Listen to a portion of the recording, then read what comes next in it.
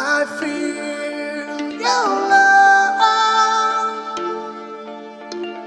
He sets the captives free.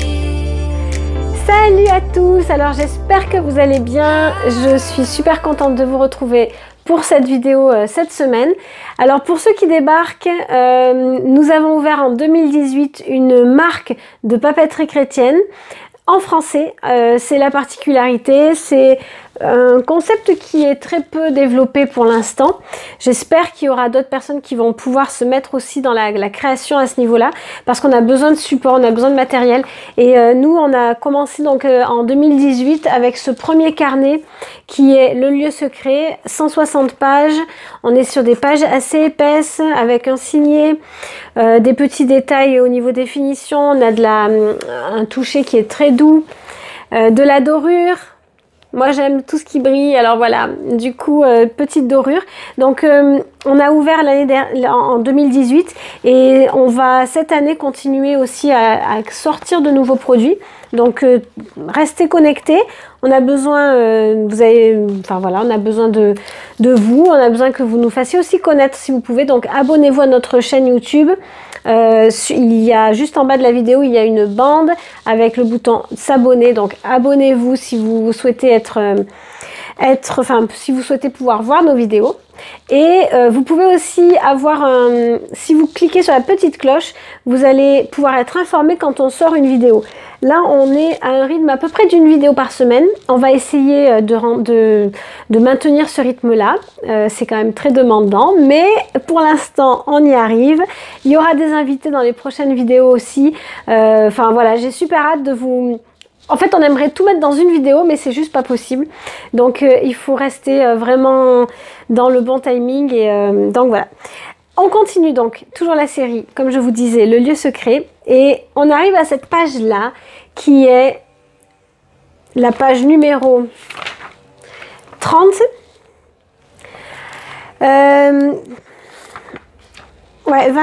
Page 30 et 31.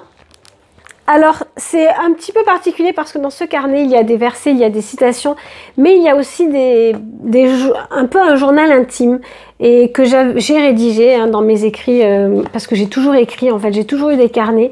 Et c'est pour ça aussi, je pense que Dieu m'a vraiment sensibilisée sur le fait de créer une marque de papeterie, parce qu'il n'y en avait pas beaucoup de papeterie chrétienne en français. Mais du coup, voilà, c'est pas évident, je trouve, de parler de ses écrits à soi. C'est sûr que dans les différentes pages, au cours des pages, la plupart des phrases, c'est moi qui les ai écrites, mais il s'est offert sans rien garder. On est d'accord que c'est pas hyper intime, c'est pas très personnel. Là, cette page-là brille comme le soleil. Ça commence à devenir un petit peu plus intime et à me concerner un petit peu plus. Donc, j'ai un peu plus de difficulté à parler de ces pages-là. Et il y en a d'autres encore après par la suite. Là, c'est juste... j'ai pas hâte d'y arriver. Et en même temps, je sais que Dieu veut communiquer par rapport à ces pages-là aussi des choses importantes. Donc, brille comme le soleil, illumine comme la lune. Mais n'oublie jamais que ta lumière s'appelle Jésus. Tout vient de lui. Alors, cette page-là, elle est arrivée à un moment donné où je commençais, moi, à être un peu plus visible, à être connue, on va dire, dans le milieu chrétien. C'est pas compliqué en plus dans le milieu chrétien parce que c'est pas immense et en même temps c'est quand même grand, mais c'est quand même à une échelle assez restreinte. Donc pendant un temps, j'étais un petit peu connue dans le milieu parce que l'histoire de ma famille, le fait que je me démarquais sur plusieurs aspects. Et ce que Dieu m'a appris il n'y a pas si longtemps que ça, à un moment donné, j'étais en plein processus, vraiment, mon désir c'est vraiment de ressembler à Christ et c'est pas évident. Puis je réalise qu'on traîne des choses dans nos vies, aussi bien positives que négatives d'ailleurs, mais qu'on ne se rend pas toujours compte. Notamment l'orgueil. Aïe, aïe, aïe. Bon, bref, l'orgueil. Et en fait, j'ai réalisé il n'y a pas si longtemps que ça que j'avais un problème avec l'orgueil. Et voilà, si vous voulez quitter la vidéo, je ne vais pas vous raconter ma vie, mais bon, si vous voulez quitter la vidéo parce que ça ne vous intéresse pas, le sujet, n'hésitez pas à la quitter. Et Dieu m'a dit à un moment donné, Je suis retombée dessus en plus en préparant ce matin cette vidéo-là.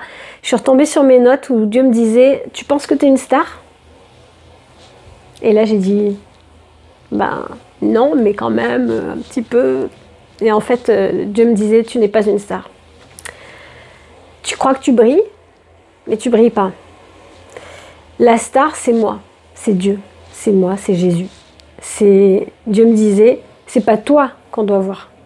À travers ta vie, c'est pas toi qu'on doit voir, c'est moi, Jésus, que l'on doit voir. » Et ça a été toute une révélation, c'est bête à dire, mais dans le verbe, disons que oui, Dieu était en premier, c'est Dieu que je voulais qu'on voie, etc. Mais en fait, en réalité, c'était plus sournois que ça. En fait, il y avait de l'orgueil en fait derrière tout ça. Et brille comme le soleil, en fait, quand j'ai écrit ces termes-là, ces mots-là, c'était oui, on peut briller, oui, il faut que l'on brille, parce que Jésus nous demande de briller. Mais de ne jamais oublier en fait que tout vient de lui. Et briller a plusieurs sens. Pour moi, briller, quand j'en parlais, c'était vraiment relié au fait qu'on me voit, d'être sous le spot. Et en fait, Dieu me dit non, tu ne dois pas être sous le spot, c'est le spot que tu dois être. Tu dois faire briller les gens. Tu dois amener la lumière aux gens. Et c'est pas la même chose, la nuance, elle est hyper importante, c'est pas du tout la même chose. Et dans Jean 9, verset 5, il est écrit « Pendant que je suis dans le monde », donc c'est Jésus qui parle, « Je suis la lumière du monde. Moi, je suis venu dans le monde », Jean 12, 46, « Je suis venu dans le monde la lumière, afin que quiconque croit en moi ne demeure pas dans les ténèbres. » Puis, dans Éphésiens 5 au verset 8, il est écrit « Autrefois, vous étiez ténèbres, et maintenant vous êtes lumière dans le Seigneur. Marchez comme des enfants de lumière. » Alors oui, Seigneur, moi je veux bien être une lumière, donc je brille, ok, d'accord. Mais en fait, non. C'est briller dans le Seigneur, être une lumière dans le Seigneur. En fait, c'est Jésus qui brille tellement à travers toi que ça se voit et que les gens le voient en toi. Et c'est là toute la nuance, c'est là tout le défi. Quand on a un brin d'orgueil comme moi, petit brin d'orgueil, non, quand même costaud. Quand même costaud, j'avoue, hein, ça a été vraiment quelque chose que j'ai dû travailler en moi, hein, parce que ça engendre plein de choses, enfin, plein de vices en fait. Hein. Mais c'est pas fini. Je continue à travailler là-dessus. Donc voilà, mais du coup, briller en fait, ça ne signifie pas réussir. Alors ça a été la nouveauté pour moi. Briller ne signifie pas réussir. Quand Dieu nous dit de briller, c'est pas de réussir. Il ne nous dit pas réussis ton job, réussis ta mission. C'est pas ça qu'il nous dit. Briller pour que les gens en fait puissent se rapprocher de lui. C'est ça la grosse différence. Donc briller ne signifie pas réussir, mais c'est apporter la lumière dans les ténèbres. Et d'ailleurs, notre verset dans la mission Les Fabriques, c'est vraiment ça. Hein. C'est être la lumière dans les ténèbres, faire briller la lumière au sein des ténèbres, qui est dans 2 Corinthiens 4, versets 6-7. C'est notre slogan, c'est notre verset. Parce qu'on ne veut pas oublier à quel point c'est Christ que l'on doit mettre en lumière. Et dans la suite du verset, ce verset-là, vous allez le retrouver en première page, hein, en page de garde, dans le carnet Le Lieu Secret.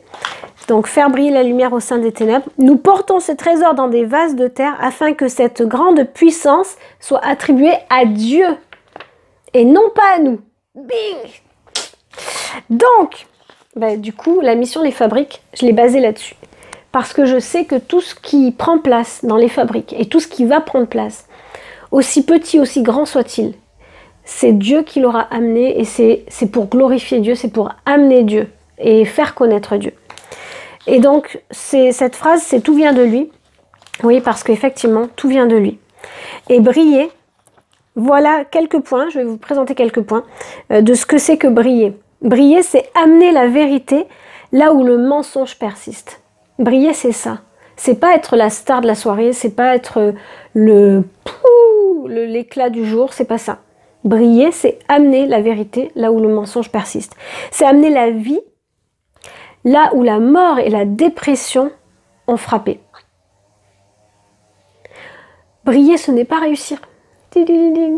Briller, c'est amener la vie là où la mort et la dépression ont frappé. C'est notre mission, c'est la mission que Dieu nous donne.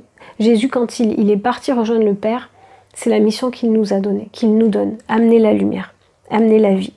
C'est amener la paix là où la discorde retentit. Être des personnes de paix, être des personnes qui recherchons la paix.